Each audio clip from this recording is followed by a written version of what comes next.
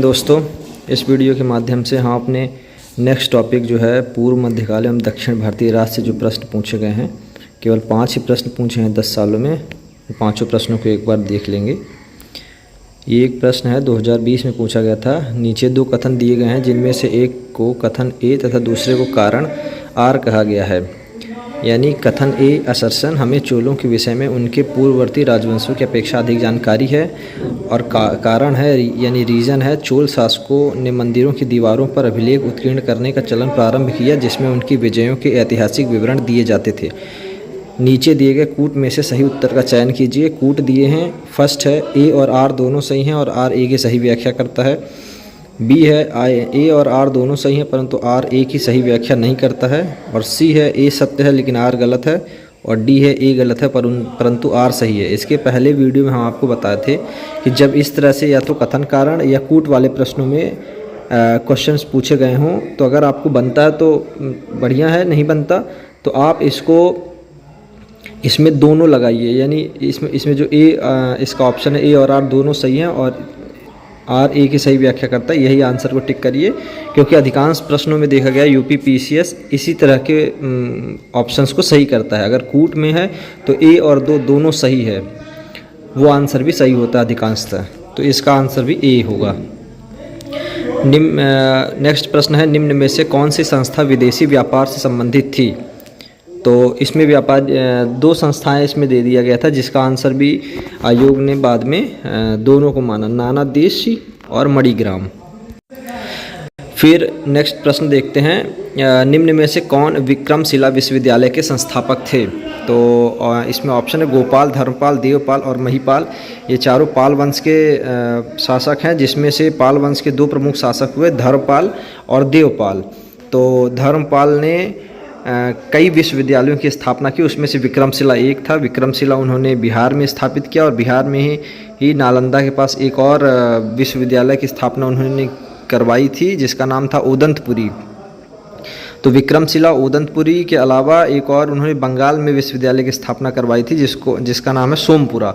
तो ओदंतपुरी, सोमपुरा, विक्रमशिला, ये तीनों विश्वविद्यालय की स्थापना धर्मपाल ने करवाई थी।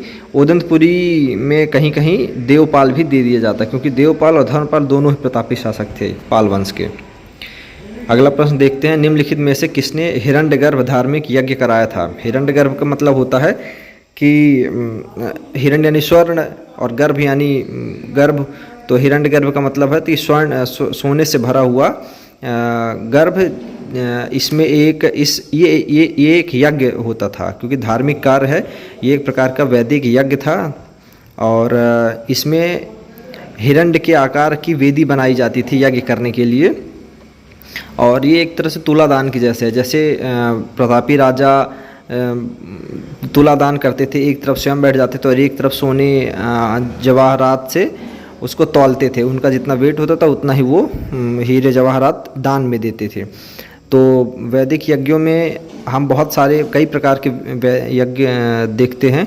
इसके पहले वीडियो में हमने देखा था अश्वमेध यज्ञ क्या होता है। तो ये अश्वमेध यज्ञ हो गया, हिरण्यगर्भ यज्ञ हो गया, ये बहुत बड़े राजा प्रतापी शासक ये सब लोग करते थे। लेकिन छोटे लोग जो आम आदमी थे वो हविर यज्ञ, सोम यज्ञ जैसे यज्ञ करते थे। एक और यज्ञ करते थे पंच महायज्ञ। तो इस तरह के कई छोटे छोटे प्रकार की यज्ञ करते थे। यज्ञों का प्रचलन गुप्त काल में ही आके प्रारंभ हुआ। मौर्योत्तर काल तक यज्ञों का कोई वो यज्ञ होते थे, माफ़ करिएगा, पूर्व जो गुप्त काल था उसमें यज्ञ का प्रचलन ज़्यादा बढ़ गया। जबकि पहले वैदिक काल और उत्तर वैदिक काल में यज्ञ का प्रचलन ज़्यादा होता था, उसके बाद मौर्य काल और मौर्योत्तर काल में इसका प्रचलन कम हो गया। क्योंकि जब आर्य और गैर आर्य की संस्कृतियाँ मिक्स हुई वैष्णव पंथ, शैव पंथ का विकास हुआ और बौद्ध धर्म और जो हिंदू धर्म है उसका विकास होने लगा। तो जब गुप्त काल में आके फिर से इन यज्ञों का महत्व बढ़ा और बड़े और प्रतापी शासक जब यज्ञ करते थे तो आम आदमी भी छोटे मोटे अपने लिए यज्ञ करना शुरू कर दिया था। इसका उद्देश्य जो है हिरण्यगर्भ यज्ञ का होता था कि ब्रह्मा जी की कृपा पाना। क्योंकि ये माना जाता था कि इस यज्ञ से ब्रह्मा जी खुश होते हैं। और एक और इसका महत्व था कि जो राजा क्षत्रिय नहीं होता था वो इस यज्ञ के द्वारा क्षत्रियत्व प्राप्त कर लेता था, यानी वो क्षत्रिय बन जाता था। तो इसका आंसर होगा दंती दुर्ग, सी आंसर होगा।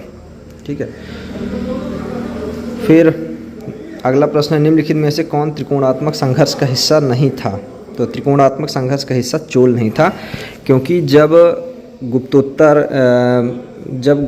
गुप्तोत्तर काल में इसका हर्षवर्धन का साम्राज्य टूटा उत्तर भारत से, तो उत्तर भारत में बहुत सारे छोटे छोटे राजवंश उदय होने लगे। उसमें से एक राजवंश था प्रतिहार वंश, जिन्होंने कन्नौज पर नियंत्रण कर लिया। और इस कन्नौज वहाँ उत्तर भारत का एक महत्वपूर्ण बिंदु था, जिस पर नियंत्रण करने के लिए राष्ट्रकूट वंश जो कि महाराष्ट्र में था, और पाल वंश जो कि बंगाल बिहार के क्षेत्र में था। तो पाल, राष्ट्रकूट और कन्नौज का त्रिदलीय संघर्ष शुरू हुआ, जिसमें